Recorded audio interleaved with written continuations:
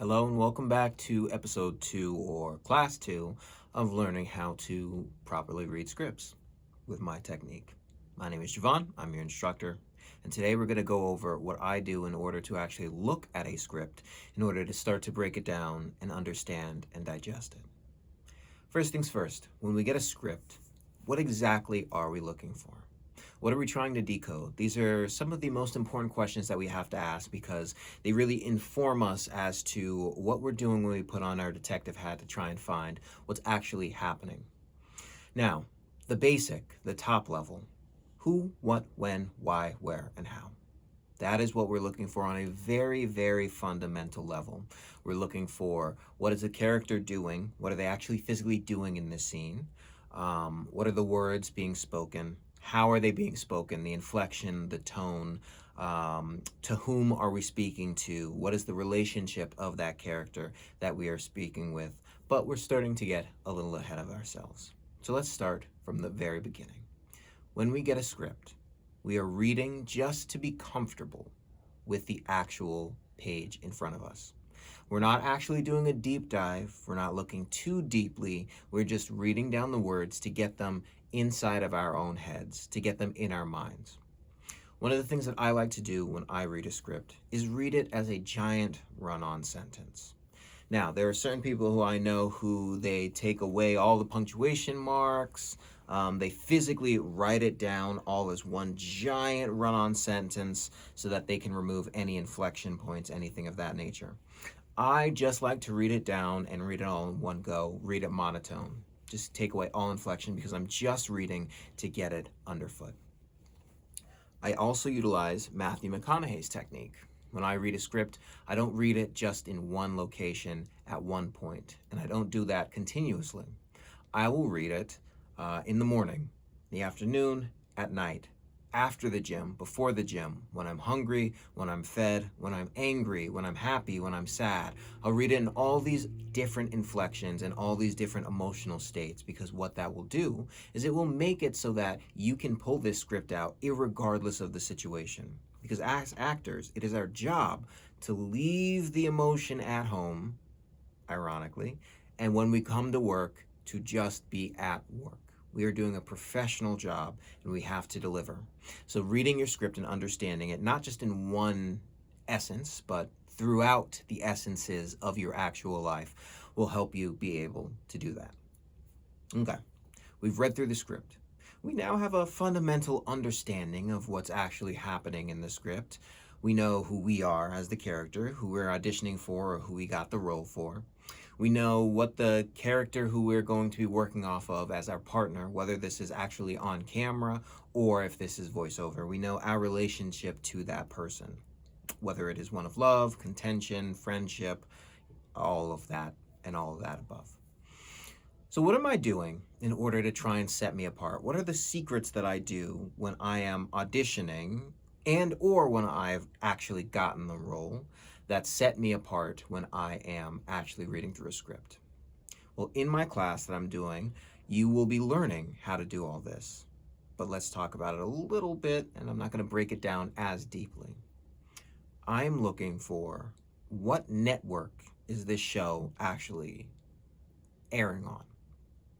For example, Nickelodeon, Cartoon Network, Disney Channel, they all have animation. But all of that animation, the tones, the approach, they're all vastly different depending on what network it's actually on. And if you prepare something Nickelodeon for something that's Cartoon Network or for Disney Channel, it's not going to be in the same tone and it's not going to have the same approach and overall vibe that it would if you prepared it correctly.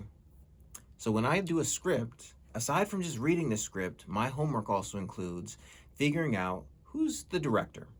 What have they worked on previously? What is their typical tone? What is their typical approach?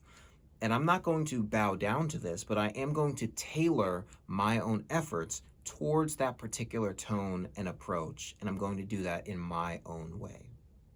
Now, we haven't even talked about making choices.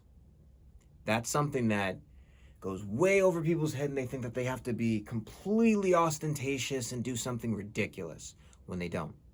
This is, once again, just the beginning. We'll get into what making a choice actually looks like, what it actually seems like. First thing, checking out the director's history. Next, I'm going to be looking into not only just the network, but what the history of the collection of shows include. So for example, if I'm doing something for Marvel Animations, they typically like something very grounded, even if it is animation, right? They're not going after animated Teen Titans tone. They're doing something grounded, something like Young Justice. It's more of a filmic approach to animation than it is a filmic, grounded, cinematic approach than it is an actual zany animated approach. And that's knowing inside of that ecosystem who they are. Because remember, Marvel is also under Disney. So it's not just about understanding who the parent company is, Disney, Nickelodeon, Cartoon Network, but also understanding who the actual umbrella term that it's going under is. Because if I approach it like a Disney Channel animated, because it's like, oh, it's just for Disney, it's not going to fall into the same tone and into the same realm because it's under a different banner. It's under Marvel, even though they're obviously under Disney. All of this goes into your script reading. It's not just about knowing the words and being able to regurgitate the words. Now here's the important piece that we're going to actually go over and be able to practice one-on-one or in a small group of max 10 when it comes to this class. We are going to be going over how to find out the subtext, what actually lies in between the lines when it comes to your delivery. Because this is what makes all the difference. And the one example that I have now that I'm going to share is Tangled. My sister made me watch Tangled about 500 times when I was growing up. It was her favorite movie. It was Frozen of her age. Now in Tangled, there's a scene when Mother Gothel is introduced and she is interacting with Rapunzel. And she's basically saying, I love you. It's the I love you most scene. If you look at the scene and play it, you know that she is pretty much living with contempt to anything that Rapunzel wants. She's just a means to an end. Spoiler alert if you've never seen this. She's just a means to an end. So if I were to read through this and I were to play it like that, I would have loathing as kind of a subtext in my voice, but I still need Rapunzel to know that I love her, so it's a gaslighting type of thing. It's like dripping with saccharin. It's very sweet and it's very sarcastic, but it needs to still feel genuine and real. But there's one very important thing. In the subtext, in this, and when you watch the movie, it's brilliantly done because it's so subtle. When she's saying I love you, it doesn't sound like that. It sounds real, it sounds genuine, it sounds grounded, it sounds authentic. But Mother Gothel is speaking to Rapunzel's hair. She's saying I love you to her hair, her power, the power to keep Mother Gothel herself young. So that I love you is not like the rest of the songs dripping with gaslighting and all of this repressed anger. It is genuine and true because she's not speaking to Rapunzel. She's speaking to the one thing that Rapunzel can do for her, that only Rapunzel can do for her. This is subtext. Being able to put on your little detective hat and find out what is actually happening underneath the lines in the scene so that you can bring that to life. I'm going to give you the biggest secret of all, the biggest thing that I learned, and once again, that we're going to be going over during my class at Closing Credits, which starts October 9th, and it's going to be running every Thursday, 7 p.m. Eastern Standard Time. It's going to be going through the month of October. So if that's something that interests you, please go ahead and click the link in the description box below. You can sign up for the class. If this class is a little bit out of reach for you currently, I do also offer a Patreon. On my Patreon page, I'm going to be uploading little snippets, but also just general things that I can't really upload on YouTube because they definitely would get lost in the sauce of the algorithm. It's a cheaper option for you to be able to still get high quality acting content so that you can go through and you can learn in the way that worked for me, and hopefully it'll give you some tools so that you can enhance your craft. That last little piece, the big thing that helped to take me to the next level, is finally understanding what it means to make a choice. We live so long as actors hearing, make a choice. Who, what, why, when, where? Who are you speaking with? What is the relationship? But none of these things are seriously given an actual answer of what they mean. So when I learned what making a choice was, it really did help shape my auditions and my performances. And that choice is simply what shapes it to be something more interesting. It's not necessarily an action, it's what's on your mind. What stake do you have when you go in and you are performing? What is something that you constantly carry with you?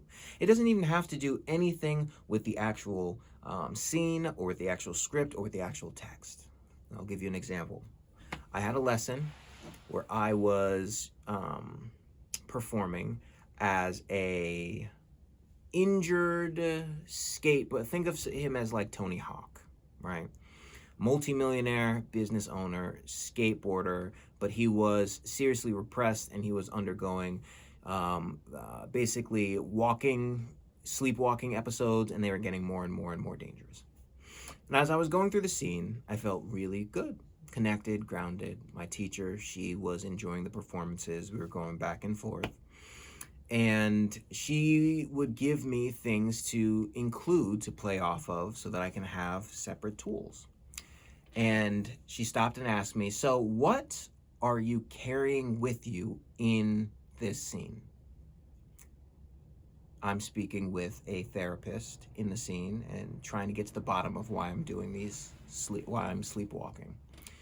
And I chose that I was cheating on my wife, and that I thought that this might have to do with why I was having these sleepwalking episodes and why they were getting worse. It was a guilty conscience, but I didn't want to admit it, and I wanted the doctor to just treat me and figure out that it was something else and get me the hell out of there.